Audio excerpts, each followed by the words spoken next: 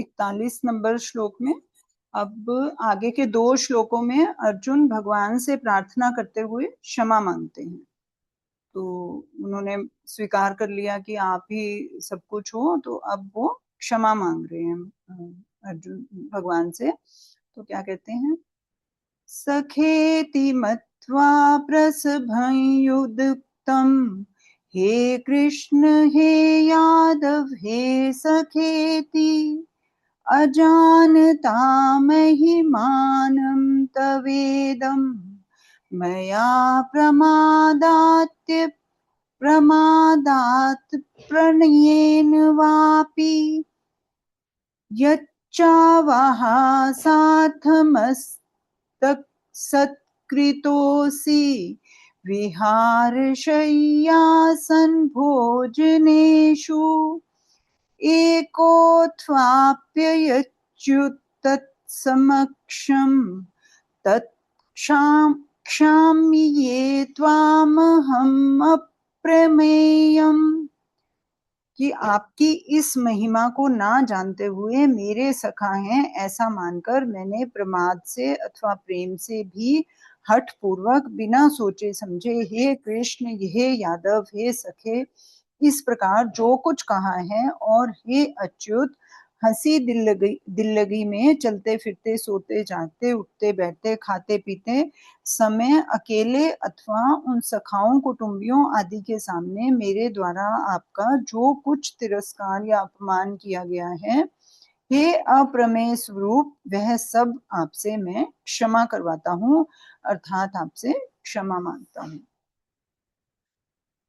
तो क्या अर्जुन कहते हैं, जब अर्जुन विराट भगवान के अत्युग्र रूप को देखकर भयभीत होते हैं तब वे भगवान के कृष्ण रूप को भूल जाते हैं और पूछ बैठते हैं कि उग्र रूप वाले आप हो कौन। परंतु जब उनको भगवान की स्मृति वापस आती है तो वो ये जान जाते हैं कि ये तो वही हैं। तब भगवान के प्रभाव आदि को देखकर उनको सखा भाव से किए हुए पुराने व्यवहार की याद आ जाती है और वो भगवान से क्षमा मांगने लगते हैं। तो क्या कहते हैं, सखेति मत्वा प्रसभम यदुक्त हे कृष्ण हे यादव हे सखेति। जो आदमी बड़े होते हैं, श्रेष्ठ पुरुष होते हैं, उनको साक्षात नाम से नहीं पुकारा जाता। उनके लिए तो आप महाराज आदि इन शब्दों का प्रयोग होता है, लेकिन मैंने तो कभी आपको हे कृष्ण कह दिया, कभी हे यादव और कभी हे सखे कह दिया। इसका कारण क्या था? अजानता महिमानम तवेदम। इसका कारण यह था कि मैं आपकी इस महिमा और स्वरूप को जानता ही नहीं था कि आप ऐसे विलक्षण हैं। आपके किसी एक अंश में अनंत कोटि ब्रह्मांड विराजमान है, ऐसा मैं पहले से नहीं जानता था। आपके प्रभाव की तरफ मेरी दृष्टि ही नहीं गई। मैंने कभी सोचा समझा ही नहीं कि आप कौन हो, कैसे हो। यद्यपि अर्जुन भगवान के स्वरूप को, महिमा को, प्रभाव को पहले से भी जानते थे, तभी तो उन्होंने एक अक्षौहिणी सेना को छोड़कर निशस्त्र भगवान को स्वीकार किया था। अभी हम थोड़े दिन पहले ही बात कर रहे थे ना। तथापि भगवान के शरीर के किसी एक अंश में अनंत कोटि ब्रह्मांड यथावकाश स्थित है, ऐसे प्रभाव को, स्वरूप को, महिमा को अर्जुन ने पहले नहीं जाना था। जब भगवान ने कृपा करके अपना विश्व रूप दिखाया तब उसको देखकर ही अर्जुन की दृष्टि भगवान के प्रभाव की तरफ गई और वे भगवान को कुछ जानने लगे। उनका यह विचित्र भाव हो गया कि कहाँ तो मैं और कहाँ ये देवों के देव। परंतु मैंने अपने प्रमाद से अथवा प्रेम से हठ पूर्वक बिना सोचे समझे जो मन में आया वो इनको बोला है। बोलने में मैंने बिल्कुल भी कोई सावधानी कभी नहीं बरती है। वास्तव में भगवान की महिमा को सर्वथा कोई जान ही नहीं सकता, क्योंकि भगवान की महिमा अनंत है। अगर वह सर्वथा जानने में आ जाएगी तो उसकी अनंतता नहीं रहेगी, वह सीमित हो जाएगी। जब भगवान की सामर्थ्य से उत्पन्न होने वाली विभूतियों का भी अंत नहीं है, तब भगवान और उनकी महिमा का अंत कैसे आ सकता है, अर्थात आ ही नहीं सकता। ये तो भगवान अपनी विभूतियां दिखा रहे थे, उन्हीं का ही कोई अंत नहीं था, तो भगवान का क्या अंत होगा। फिर कहते हैं, मैंने आपको बराबरी का साधारण मित्र समझा और ऐसे समझकर हंसी दिल्लगी करते समय, रास्ते में चलते फिरते समय, शैया पर सोते जगते समय, आसन पर उठते बैठते समय, भोजन करते समय जो कुछ अपमान के शब्द कहे आपका असत्कार किया अथवा हे अच्युत आप अकेले थे उस समय या उन सखाओं में, कुटुंबीजनों में, सभ्य व्यक्तियों आदि के सामने मैंने आपका जो कुछ भी तिरस्कार किया वह सब आपसे मैं क्षमा करवाता हूँ। ना हमारा कोई भी बहुत अच्छा मित्र होता है ना, बहुत जिसको उसको तो हम कुछ भी बोल सकते हैं, ऐसे होते हैं हमारे 1-2 क्लोज़ लोग ना, तो हम उनको कहीं भी कुछ भी बोल देते हैं, हमें कोई फ़र्क नहीं पड़ता, हमें वो नॉर्मल बात लगती है।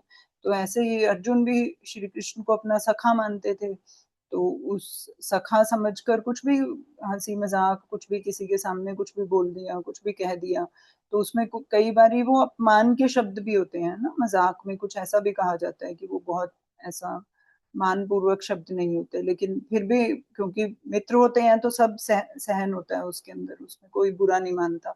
तो कहता है कि मैंने आपको ये सब किया है आपके साथ, अकेले में भी किया है और सखाओं के सामने, कुटुंबियों के सामने ये सब किया है मैंने, तो मैं उसके लिए आपसे क्षमा चाहता हूँ। फिर अर्जुन और भगवान की मित्रता का ऐसा वर्णन आता है कि जैसे 2 मित्र आपस में खेलते हैं।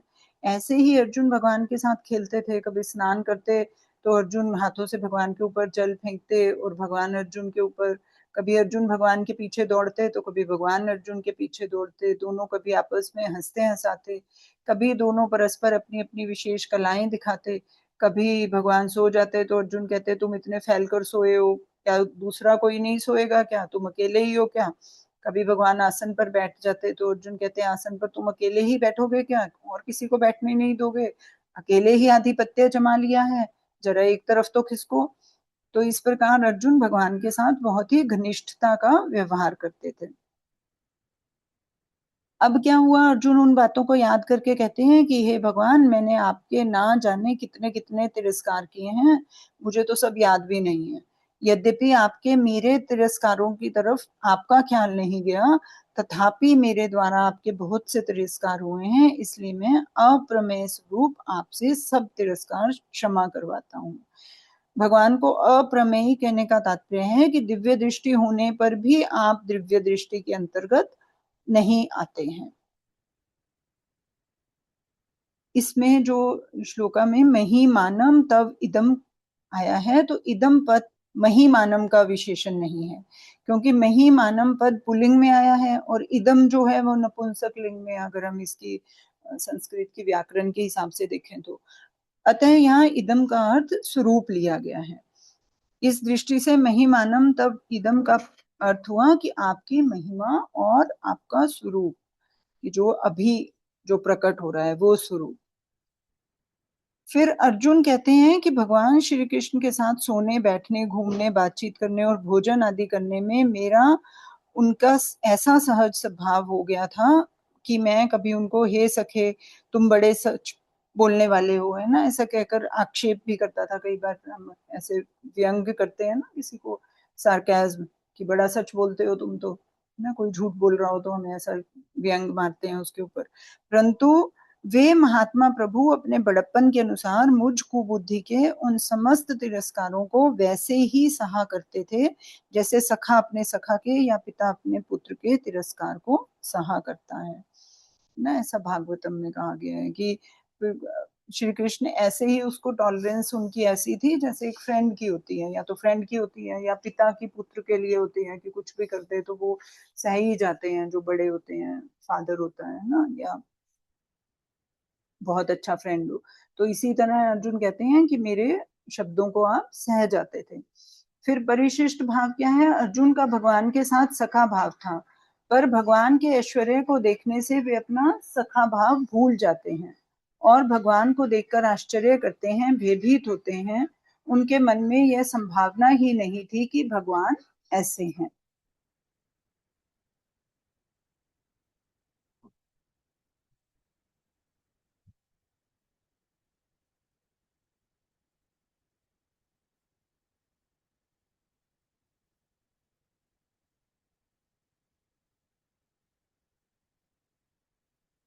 है ना? तो जैसे नॉर्मल, अगर हमारे घरों में भी अगर भगवान की व्याख्या की जाए, हमें कोई भगवान के बारे में बताए, तो क्या बताते हैं हमें भगवान के बारे में? कुछ अच्छी-अच्छी बातें बताते हैं। कुछ कभी भी कोई भगवान के विकराल रूप के बारे में नहीं बताना पसंद करते हैं ना, मृत्यु को हम ऐसे लेते हैं विकराल रूप को, काल को, कि नहीं नहीं इसके बारे में तो बात ही नहीं करनी चाहिए, ये तो अच्छी बात नहीं है, ऐसे बोलना अच्छी बात नहीं है। तो अर्जुन के साथ भी ऐसे ही था। अर्जुन ने जो भी भगवान का सुना था, ऐश्वर्य सुना भी था, वो सब एक पॉजिटिव उसमें सुना था, लेकिन ये वाला रूप तो सुना ही नहीं था। और जो पॉजिटिव भी सुना था वो इतना अनंत है, ऐसा कभी मनन ही नहीं किया उन्होंने। सुनने में, मनन करने में और उसको जानने में बड़ा फर्क होता है। एक सिर्फ सुना, हाँ पता है कि भगवान का बहुत, है ना, समग्र भगवान है, सब भगवान का ही रूप है, लेकिन उसको अनुभव ही नहीं किया था, कभी मनन नहीं किया, तो उसका अनुभव नहीं किया, कभी उसको बैठ के उसके ऊपर सोचा नहीं, हाँ ऐसा है, होता होगा। लेकिन जब अब देखा तो वो बहुत ज्यादा आश्चर्यचकित और भयभीत हो गए। फिर आगे के 2 श्लोकों में अर्जुन भगवान की महत्ता और प्रभाव का वर्णन करके पुनः क्षमा के लिए प्रार्थना करते हैं। फिर क्या कहते हैं अर्जुन? पितासि लोकस्य चराचरस्य त्वमस्य पूज्यश्च गुरुर्गरीयान् न त्वत्समोऽस्तस्यभ्यधिक कुतोऽन्यो लोकत्रयेऽप्य प्रतिम प्रभाव। आप ही इस चराचर संसार के पिता हैं, आप ही पूजनीय हैं, आप ही गुरुओं के महान गुरु हैं। हे अनंत प्रभावशाली भगवान, इस त्रिलोकी में आपके समान भी दूसरा कोई नहीं है, फिर आपसे अधिक तो हो ही कैसे सकता है ना? आपके बराबर ही कोई नहीं है, तो आपसे ज्यादा कैसे कोई हो सकता है? तो अनंत ब्रह्मांडों में मनुष्य, पशु पक्षी आदि जितने जंगम प्राणी हैं और वृक्ष लता आदि जितने स्थावर प्राणी हैं, उन सबको उत्पन्न करने वाले और उनका पालन करने वाले पिता भी आप हैं, उनके पूजनीय भी आप हैं, तथा उनको शिक्षा देने वाले महान गुरु भी आप ही हैं। गुरुर गरीयान कहने का तात्पर्य है कि मनुष्य मात्र को व्यवहार तथा परमार्थ में जहां कहीं भी गुरुजनों से शिक्षा मिलती है, उन शिक्षा देने वाले गुरुओं के भी महान गुरु आप ही हैं। अर्थात मात्र शिक्षा का, मात्र ज्ञान का उद्गम स्थान जो है आप ही। फिर कहते हैं इस त्रिलोकी में जब आपके समान भी कोई नहीं है, कोई होगा नहीं और कोई हो सकता नहीं, तब आपसे अधिक विलक्षण कोई कैसे हो सकता है? आपके ऊपर तो हो ही नहीं सकता, दैट इज नॉट पॉसिबल। इसलिए आपका जो प्रभाव है वो अतुलनीय है, उसकी तुलना किसी से भी नहीं की जा सकती। परिशिष्ट भाव क्या है?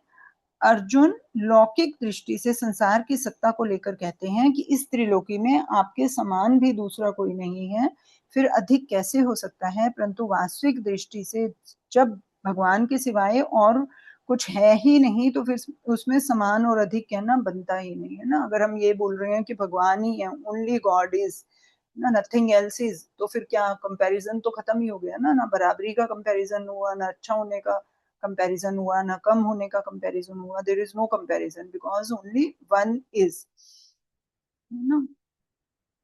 फिर श्लोका नंबर 44 में आगे कहते हैं अर्जुन, तस्मात् प्रणम्य प्रणिधाय कायं प्रसादये त्वां महीशमीड्यम् पितेव पुत्रस्य सखेव सख्यो प्रियाया हर्षि देव सोढ़ुम। इसलिए स्तुति करने योग्य है आप ईश्वर को मैं शरीर से लंबा पढ़कर प्रणाम करके प्रसन्न करना चाहता हूँ। पिता जैसे पुत्र के, मित्र जैसे मित्र के और पति जैसे प्रिय पत्नी के अपमान सह लेता है, ऐसे ही ये देव आप मेरे द्वारा किया गया अपमान सहने में अर्थात क्षमा करने में समर्थ हैं। जो अपने आप को बड़ा, जिसकी पदवी बड़ी होती है, वो छोटा कोई, या उससे जिसको वो छोटा समझता है, कोई गलती कर दे तो वो उसको सह लेता है, क्योंकि वो उससे एक तो बड़प्पन है और दूसरा ये है कि बहुत प्रेम करता है।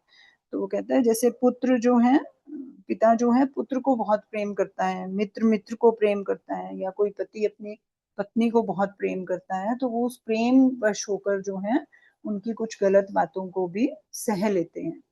तो इसलिए इसी तरह से आप तो पूरे संसार के सृष्टि कारक हैं ना, सबके पिता हैं।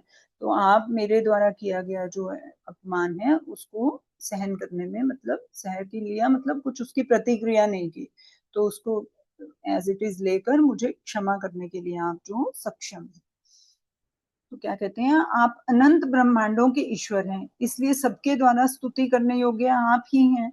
आपके गुण प्रभाव महत्व आदि अनंत है, अतः ऋषि महर्षि देवता महापुरुष आपकी नित्य निरंतर स्तुति करते रहें तो भी पार नहीं पा सकते। ऐसे स्तुति करने योग्य आपकी मैं क्या स्तुति कर सकता हूँ। मेरे में आपकी स्तुति करने का बल ही नहीं है, कोई सामर्थ्य ही नहीं है, इसलिए मैं तो केवल आपके चरणों में लंबा पड़कर दंडवत प्रणाम ही कर सकता हूँ और इसी से आपको प्रसन्न करना चाहता हूँ।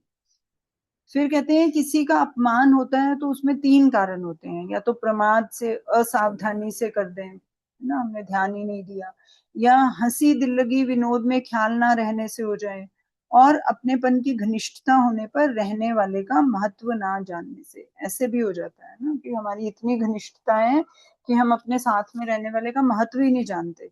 जैसे गोदी में बैठा हुआ छोटा बच्चा ज्ञानवश पिताजी की दाढ़ी मूछ खींच लेता है, मुंह पर थप्पड़ लगाता है, कहीं लात मार देता है, तो बच्चे की ऐसी चेष्टा देखकर भी पिता राजी ही होते हैं, प्रसन्न ही होते हैं, क्योंकि उनको पता है कि इसको पता ही नहीं है, अज्ञानता है इसके। वे अपने मन में यह भाव नहीं लाते कि पुत्र मेरा अपमान कर रहा है।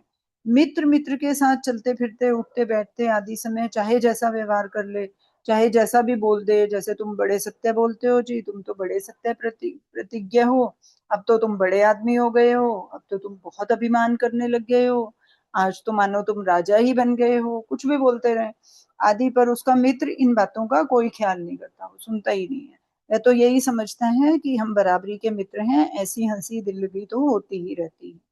पत्नी के द्वारा आपस के प्रेम के कारण उठने बैठने बातचीत करने आदि में पति को जो कुछ अवहेलना होती है उसे पति सह लेते हैं। जैसे पति नीचे बैठा है तो वह ऊंचे आसन पर बैठ जाती है, कभी किसी बात को लेकर अवहेलना भी कर देती है, पर पति उसे स्वाभाविक ही सह लेता है। अर्जुन कहते हैं जैसे पिता पुत्र के, मित्र मित्र के और पति पत्नी के अपमान को सह लेता है अर्थात क्षमा कर देता है, ऐसे ही हे भगवान आप मेरे अपमान को सहने में समर्थ हैं, अर्थात इसके लिए मैं आपसे क्षमा मांगता हूँ। 41वें 42वें श्लोक में अर्जुन ने तीन बातें कही थी, प्रमादात, अवहासार्थम और प्रणीय। उन्हीं तीन बातों का संकेत अर्जुन ने यहाँ तीन दृष्टांत देकर किया है ना। प्रमादात मतलब प्रेम, प्रमाद से, अवहासार्थम हंसी मजाक से, और प्रणय प्रेम से, कि ये तीन कारण है जिसमें हम किसी की बात को सह लेते हैं। तो इसी का एग्जाम्पल अब यहाँ से दे दिया गया है। प्रमाद के लिए किसका दिया, पिता पुत्र का दिया, हंसी दिल लगी के लिए मित्र का दिया, और प्रेम के लिए पति पत्नी का दे दिया। फिर 11वें अध्याय में 11 रसों का वर्णन किया गया है। ऐसा कह रहे हैं कि देव रूप का वर्णन होने से शांत रस है, स्वर्ग से पृथ्वी तक और 10 दिशाओं का विराट रूप होने से अद्भुत रस है, अपनी जीवा से सबका ग्रसन कर रहे हैं और सबका संहार करने के लिए काल रूप से प्रवृत्त हुए हैं, ऐसा रूप धारण होने से रौद्र रस है, भयंकर विकराल मुख और दाढ़ों वाला रूप होने से विभत्स रस है, तुम युद्ध के लिए खड़े हो जाओ वीर रस है, लंबे पड़कर दंडवत प्रणाम करने में दास्य रस है, मुख्य मुख्य योद्धाओं और अन्य राजाओं को भगवान के मुख में जाते हुए देखने से करुण रस है, दृष्टांत में मित्र के पिता पुत्र के और पति पत्नी के अपमान को सह लेता है, इसमें साख्य रस, वात्सल्य रस, माधुर्य रस है, और हंसी आदि की स्मृति रूप से हास्य रस का वर्णन हुआ है ना। तो हर जो अनुभव है उसको हमारे शास्त्रों में एक रस का नाम दिया गया है कि वो जीवन में कुछ विशेषता पैदा करते हैं, इन सब के होने से ये रस लाते हैं जीवन में। अगर जीवन में इनमें से कोई कुछ होता है तभी कोई जीवन का जो है औचित्य होता है, नहीं तो बेकार है, नीरस है जीवन, बोलते हैं ना नीरस है जीवन। तो कोई शांत है तो उसको शांत रस बोल दिया, किसी कोई क्षत्रिय है उसमें वीर रस है ना, कोई हंसी मजाक बहुत करता है उसमें हास्य रस की प्रधानता है, इसी तरह से श्रृंगार रस और हर तरीके के जो इमोशंस को जागृत करते हैं, जो स्ट्रॉन्ग इमोशंस को जागृत करते हैं हमारे ह्यूमन बॉडी में, ह्यूमन इंटेलेक्ट में, माइंड में, तो उसको रस का नाम दिया गया, काव्य रस, है ना। तो इस तरह से अब आगे के श्लोक का क्या संबंध है? अब आगे के 2 श्लोकों में अर्जुन क्या कह रहे हैं? चतुर्भुज रूप दिखाने के लिए प्रार्थना कर रहे हैं। अभी डर के उन्होंने सब अपना क्षमा मांग ली, अब वो कह रहे हैं बहुत हो गया है, एनफ इज एनफ, है ना, बहुत देख लिया विकराल रूप, अब तो मुझे मुझे जो है बैक टू स्क्वायर वन, है ना। चतुर्भुज रूप जो जिसकी छवि मेरे मन में है, अर्जुन के मन में, जो हर प्राणी के मन में होती है भगवान की एक बड़ी मधुर सी छवि चतुर्भुज रूप की, वो वाली दिखा दो। तो क्या कहते हैं 45 श्लोक में, 45 में कहते हैं अर्जुन, अदृष्ट पूर्वम हर्षितोस्मि दृष्ट्वा भयेन च प्रव्यथितं मनो मे तदेव मे दर्श्य देव रूपम प्रसीद देवेश जगन्निवास। जिसको पहले कभी नहीं देखा उस रूप को देखकर मैं हर्षित हो रहा हूँ। ये वाला रूप तो कभी नहीं किसी ने भी नहीं देखा, देवताओं ने भी नहीं देखा हुआ था, तो वो कह रहे हैं इस रूप को देखकर तो मैं हर्षित हो रहा हूँ। और साथ ही साथ क्या हो रहा है, भय से मेरा मन व्यथित भी हो रहा है। तो आप मुझे अपने उसी देव रूप शांत विष्णु रूप को दिखाइए, हे देवेश, हे जगन्निवास, आप प्रसन्न हो जाइए। तो जैसे विराट रूप दिखाने के लिए भगवान से प्रार्थना की थी, तो भगवान ने विराट रूप दिखा दिया, ऐसे देव रूप की प्रार्थना करूंगा तो भगवान देव रूप दिखा देंगे। ऐसी आशा करके ही अर्जुन जो है भगवान से अब देव रूप दिखाने के लिए प्रार्थना करते हैं। तो क्या कहते हैं कि आपका ऐसा अलौकिक आश्चर्य में विशाल रूप मैंने पहले कभी नहीं देखा, ऐसा आपका रूप है, ऐसी मेरे मन में संभावना भी नहीं थी, ऐसा रूप देखने की मेरे में योग्यता भी नहीं थी। यह तो केवल आपने अपनी तरफ से ही कृपा करके दिखाया है, इससे मैं अपने आप को बड़ा सौभाग्यशाली मानकर हर्षित हो रहा हूँ, आपकी कृपा को देखकर गदगद हो रहा हूँ, परंतु साथ ही साथ आपके स्वरूप की उग्रता को देखकर मेरा मन भय के कारण अत्यंत व्यथित हो रहा है, व्याकुल हो रहा है, घबरा रहा है। तदेव में दर्श्य देव रूपम, तत् शब्द जो है परोक्ष वाचिक है, अतः तदेव तत्एव कहने से यह मालूम देता है कि अर्जुन ने देव रूप पहले कभी देखा है जो अभी सामने नहीं है, वही वाला जो मैंने पहले देखा है, इसका मतलब ये हुआ तदेव। विश्व रूप देखने पर जहां अर्जुन की पहले दृष्टि पड़ी, वहां उन्होंने कमलासन पर विराजमान ब्रह्मा जी को देखा था। इससे सिद्ध होता है वह कमल जिसकी नाभि से निकला है, उस शेषशायी चतुर्भुज विष्णु रूप को भी भगवान ने देखा है। फिर 17वें श्लोक में अर्जुन ने कहा कि मैं आपको किरीट गदा चक्र धारण किए हुए देख रहा हूँ, ये भी बोल चुके हैं। इन दोनों बातों से यही सिद्ध होता है कि अर्जुन ने विश्व रूप के अंतर्गत भगवान के जिस विष्णु रूप को देखा है, उसी अर्जुन जो है उसी देव रूप को दिखाने के लिए भगवान से प्रार्थना कर रहे हैं। देव रूपम कहने का तात्पर्य है कि मैंने विराट रूप में आपके विष्णु रूप को भी देखा था, पर अब आप मेरे को केवल विष्णु रूप ही दिखाइए। दूसरी बात, 15वें श्लोक में भी अर्जुन ने भगवान के लिए देव कहा था, और यहाँ भी देव रूप दिखाने के लिए कह रहे हैं। इसका तात्पर्य यह है कि विराट रूप भी नहीं और मनुष्य रूप भी नहीं, केवल देव रूप ही दिखाइए। आगे के श्लोक में तैनैव पद से विराट रूप और मनुष्य रूप का निषेध करके भगवान से चतुर्भुज विष्णु रूप बन जाने के लिए प्रार्थना करते हैं। यहाँ जगन निवास संबोधन विश्व रूप का और देवेश संबोधन चतुर्भुज रूप का की तरफ संकेत कर रहा है। अर्जुन ये दोनों संबोधन देकर मानो कह रहे हैं कि संपूर्ण संसार में निवास आप में है, ऐसा विश्व रूप तो मैंने देख लिया, समझ आ गया, और ऐसा देख ही रहा हूँ। अब आप देवेश देवताओं के मालिक विष्णु रूप से प्रकट हो जाइए। फिर विशेष बात इसकी क्या है कि भगवान का विश्व रूप दिव्य है, अविनाशी है, अक्षय है। इस विश्व रूप में अनंत ब्रह्मांड हैं तथा उन ब्रह्मांडों की उत्पत्ति, स्थिति और प्रलय करने वाले ब्रह्मा, विष्णु और शिव भी अनंत है। इस नित्य विश्व रूप से अनंत विश्व ब्रह्मांड उत्पन्न होकर उसमें लीन होते रहते हैं, पर यह विश्व रूप अव्यय होने से ज्यों का त्यों ही रहता है। यह विश्व रूप इतना दिव्य अलौकिक है कि हजारों भौतिक सूर्यों का प्रकाश भी इसके प्रकाश का उपमेय नहीं हो सकता। इसलिए इस विश्व रूप को दिव्य चक्षु के बिना कोई देख ही नहीं सकता। ज्ञान चक्षु के द्वारा संसार के मूल में सत्ता रूप से जो परमात्मा तत्व का अभाव, परमात्मा तत्व है, उसी का बोध होता है और भाव चक्षु से संसार भगवत स्वरूप दिखता है। लेकिन इन दोनों ही चक्षुओं से विश्व रूप का दर्शन नहीं होता। चर्म चक्षु से ना तो तत्व का बोध होता है, ना संसार का भगवत स्वरूप दिखता है, ना विश्व रूप का दर्शन होता है, क्योंकि चर्म चक्षु क्या है, सिर्फ प्रकृति का कार्य है।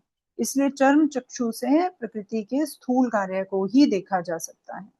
वास्तव में भगवान के द्विभुज, चतुर्भुज, सहस्त्रभुज आदि जितने भी रूप हैं, वे सब के सब दिव्य और अव्यय हैं।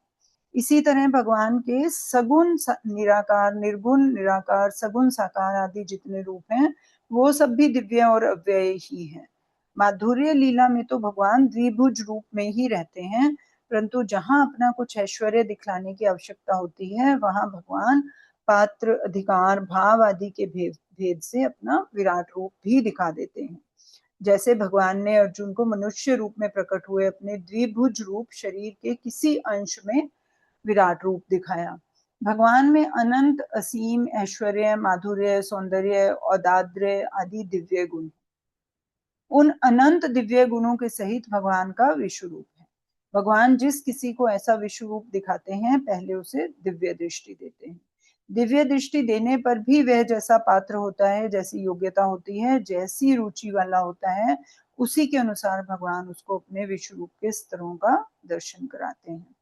यहाँ 11वें अध्याय के 15वें से 30वें श्लोक तक भगवान विश्व रूप के अनेक स्तरों से प्रकट होते हैं, जिसमें पहले देव रूप की, फिर उग्र रूप की और उसके बाद अत्युग्र रूप की प्रधानता रही। अत्युग्र रूप को देखकर अर्जुन भयभीत हो गए।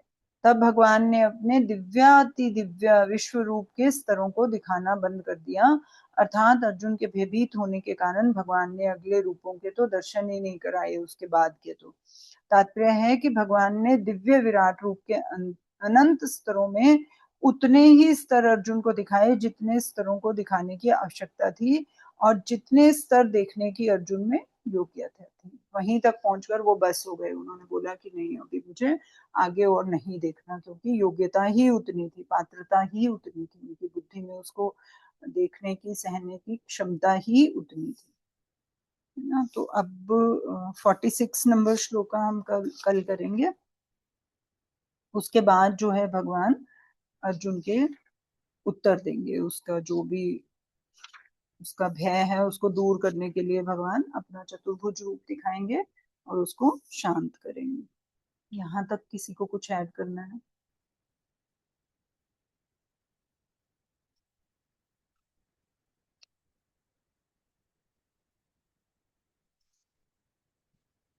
ठीक है, फिर कल मिलते हैं फिर, है ना।